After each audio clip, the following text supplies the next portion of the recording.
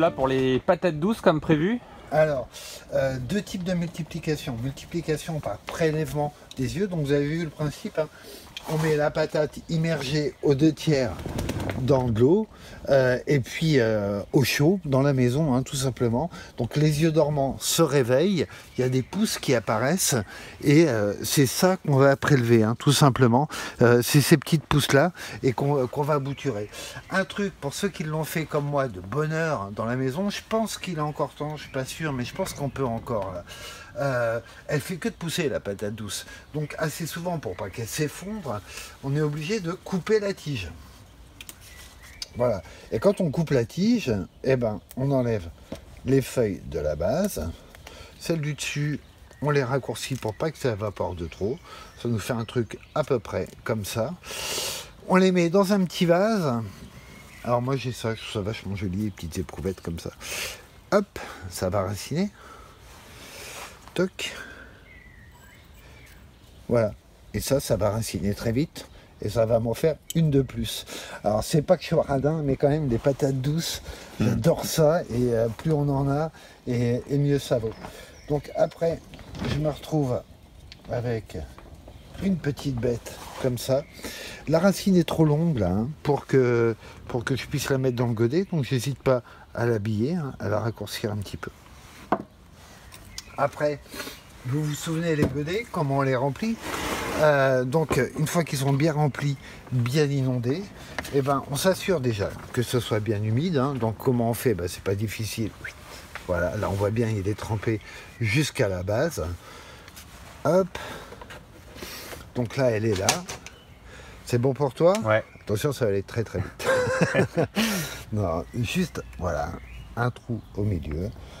On la guide un peu. Et après, on pince le long de la tige. Je vais t'en faire une hors de la caisse, ce sera quand même un peu plus visible. Ouais, je reprends un godet. Hop, je reprends une bouture, donc pousse de tout à l'heure, voilà, qu'il faut habiller. D'ailleurs, on devrait dire déshabiller, moi je trouve, mais bon. On fait un trou à l'axe, on guide un peu la racine dedans. Voilà, que ça aille bien dans le fond, le plus bas possible. Et puis après, voilà, on pince le long de la tige. Voilà. L'avantage de pincer comme ça, c'est que quand on va réarroser, ça fait de la pénétration.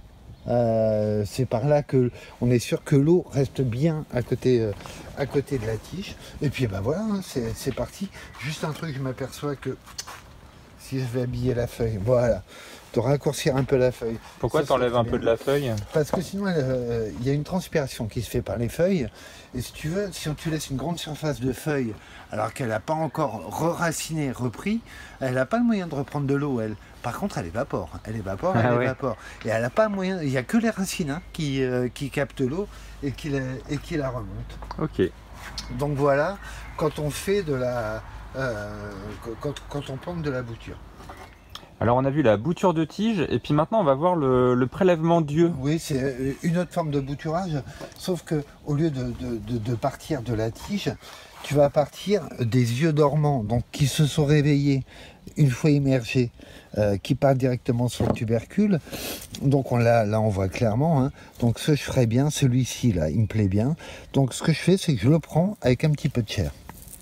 Je ne sais pas si la chair est indispensable, une espèce de superstition qui me fait le prendre avec la chair. Voilà. Hop. Et ça me donne ça. Exactement comme pour la bouture de tige, j'habille l'excédent de racine. Et j'habille aussi, pour les raisons qu'on a évoquées tout à l'heure, j'habille un peu la feuille, qu'elle transpire pas trop, qu'elle évacue pas trop d'eau, tant que c'est pas raciné. Voilà. Là, j'ai ma bouture qui est prête. Donc même système que tout à l'heure, dans des godets où j'ai bien vérifié avant, hein, qu'ils soient trempés, je fais un trou. Hop, hop. Alors tu vois, la racine, ça la chiffonne. Hein. Mais il n'y a pas de souci, puisqu'en fait, elle va en émettre de nouvelles. Et voilà, ça y est, elle est dedans. Ce que je peux faire quand je m'aperçois que je suis descendu un peu bas, comme ça, en tassant un peu violemment, remettre un peu. Bah, je remets un peu de terreau, tout simplement. Ça fait plus joli en plus, je trouve. Voilà, c'est fait. On peut, et puis après, ben, tu vois, il y en a une quantité absolument énorme.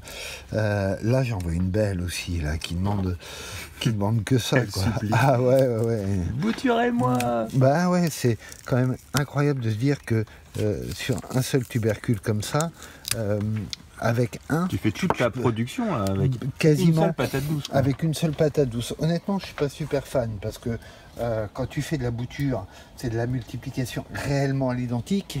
Donc en fait, tu vois, c'est pour ça que j'en ai plein. Pour avoir une idée plus de population que d'individus qu'on va multiplier.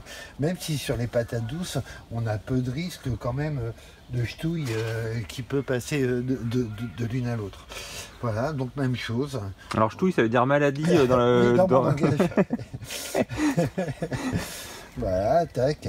Enfin, vraiment, c'est assez simple. Alors, après, le truc, par contre, ça va être ici, il y a le tunnel. Ils annoncent plus doux à partir de demain, donc c'est pour ça qu'on le fait aujourd'hui. Et c'est de les laisser au chaud. Ce qu'on peut faire, c'est de les laisser un petit peu dans la maison, mais moi je suis pas super fan là maintenant, parce qu'ils vont étioler. Il n'y a pas de lumière directe. Ce qui est bien, c'est quand même d'avoir une serre. Ou alors, si vous les laissez devant la fenêtre, tournez-les régulièrement, quoi. Devant une fenêtre, l'éclairage, il est qu'ici. Alors que dans une serre, effectivement, on voit bien que tu prends la lumière de partout. Et une plante, il faut qu'elle prenne la lumière de partout. Et puis, ben voilà, donc on va se retrouver d'ici peu, quand les gelées seront plus à craindre, pour les planter, on va voir que ça racine très très vite. C'est vraiment une super plante, pas de mildiou, pas de doré fort. Très très bon, conservation au chaud pour une racine, on n'est pas habitué à ça par contre. Ouais. Gardez-les dans la maison, surtout pas dans une cave. Et bah super, merci beaucoup Xavier et on se retrouve bientôt. Eh ben, avec grand plaisir. Ciao.